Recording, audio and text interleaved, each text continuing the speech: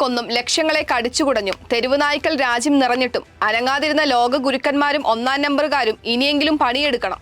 പൊതു ഇടങ്ങളിൽ നിന്നെല്ലാം തെരുവുനായ്ക്കളെ നീക്കാനാണ് സുപ്രീം കോടതി ഉത്തരവിട്ടിരിക്കുന്നത്. പേവിഷബാധയിൽ മനുഷ്യൻ പിടയുമ്പോഴും നായപ്രേമത്തിന്റെ വേഷം കെട്ടി താണ്ഡവമാടിയ അഭിനവ മേനക രംഭ തിലോത്തമമാർക്കും ജനദ്രോഹ നിയമങ്ങൾക്കും മുന്നിൽ വാലാട്ടി നിൽക്കുകയായിരുന്നു കേന്ദ്രവും സംസ്ഥാനവും ഒരുപോലെ. വോട്ടുകാല ക്ഷേമ രാഷ്ട്രീയക്കാർ തദ്ദേശ തെരഞ്ഞെടുപ്പ് ഓർത്തെങ്കിലും അലസത വെടിയുമെന്ന് കരുതാം. പൊതു ഇടങ്ങളിൽ നിന്ന് 2 മാസത്തിനകം നായ്ക്കളെ നീക്കണമെന്ന് മാത്രമല്ല, വന്ധ്യംകരിച്ച് തെരുവിൽ തിരിച്ചെത്തിക്കരുതെന്നുമാണ് സുപ്രീം കോടതി ഉത്തരവ്. നടപ്പാക്കിയിട്ട് ചീഫ് സെക്രട്ടറിമാർ സുപ്രീം കോടതിയെ അറിയിക്കുകയും വേണം. അലഞ്ഞു നടക്കുന്ന കന്നുകാലികളെയും നീക്കേണ്ടതുണ്ട്. നഗരങ്ങളെയും ഗ്രാമങ്ങളെയും ഒരുപോലെ ഗതാഗത കുരുക്കിലാക്കുകയും വൃത്തിഹീനമാക്കുകയും ചെയ്യുന്ന കാലിക്കൂട്ടങ്ങൾ ഉത്തരേന്ത്യയിലെ പതിവ് കാഴ്ചയാണ്.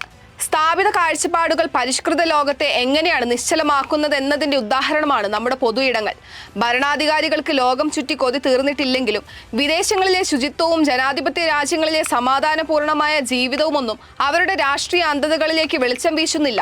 എന്തായാലും നിസ്സഹായരായി നിന്ന ജനങ്ങൾക്ക് വേണ്ടി സ്വമേധയാ കേസെടുക്കുകയും ആശാവഹമായ വിധി പുറപ്പെടുവിക്കുകയും ചെയ്ത സുപ്രീം കോടതി ഇടപെട്ടാലല്ലാതെ ഈ രാജ്യത്തെ വന്യജീവി ആക്രമണങ്ങൾക്കും അറുതിയാകില്ല.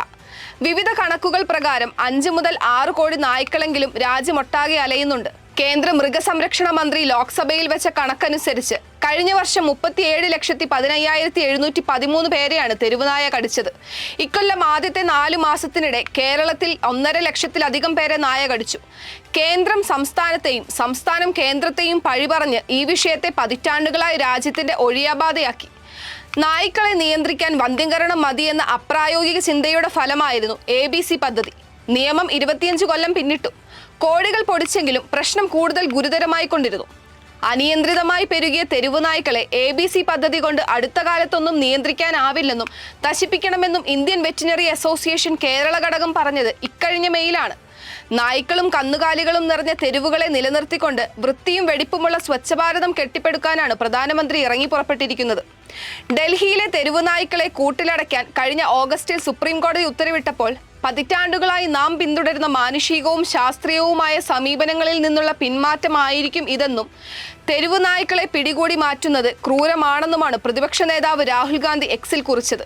ഇവരൊക്കെ ഏത് ലോകത്താണ് ജീവിക്കുന്നത്?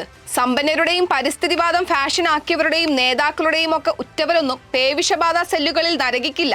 പക്ഷെ തങ്ങളെപ്പോലെ സുരക്ഷാ ജീവനക്കാർക്കും അനുചര വൃന്ദങ്ങൾക്കും ഒപ്പമല്ല പാവപ്പെട്ട മനുഷ്യർ ജീവിക്കുന്നത് എന്നെങ്കിലും ഓർത്തിരുന്നെങ്കിൽ. വികല രാഷ്ട്രീയക്കാർ, പരിസ്ഥിതി മൃഗസ്നേഹികൾ, ശ്രദ്ധ പിടിച്ചുപറ്റാൻ ഓടി നടക്കുന്നവർ, വാക്സിൻ നിർമ്മാതാക്കൾ, പ്രത്യക്ഷമായും പരോക്ഷമായും കോടതി വിധി തിരുത്താൻ ശ്രമങ്ങൾ ഉണ്ടാകും. പക്ഷെ പ്രാകൃത നിയമങ്ങളിൽ നിന്ന് ഈ രാജ്യത്തെ എന്തെങ്കിലും മോചിപ്പിക്കേണ്ടേ? സാധാരണക്കാർക്കും ജീവിക്കണം. രാജ്യം തെരുവുനായ മുക്തമായാൽ വാക്സിനുകൾക്ക് വേണ്ടി ചെലവഴിക്കുന്ന ശതകോടികൾ മറ്റു നല്ല കാര്യങ്ങൾക്ക് വിനിയോഗിക്കാം. നമ്മുടെ വിനോദസഞ്ചാര മേഖല സുരക്ഷിതമാകും. അമേരിക്കയുൾപ്പെടെ വികസിത രാജ്യങ്ങളിലൊക്കെ തെരുവുനായ്കളെയും വന്യജീവികളെയും അധികമായാൽ കൊന്നൊടുക്കുകയാണ് ചെയ്യുന്നത്. ഇവിടെ മാത്രം മനുഷ്യരെ കൊന്നൊടുക്കിയാലും വന്യജീവികളെയും തെരുവുനായ്കളെയും തൊടാൻ സമ്മതിക്കില്ല.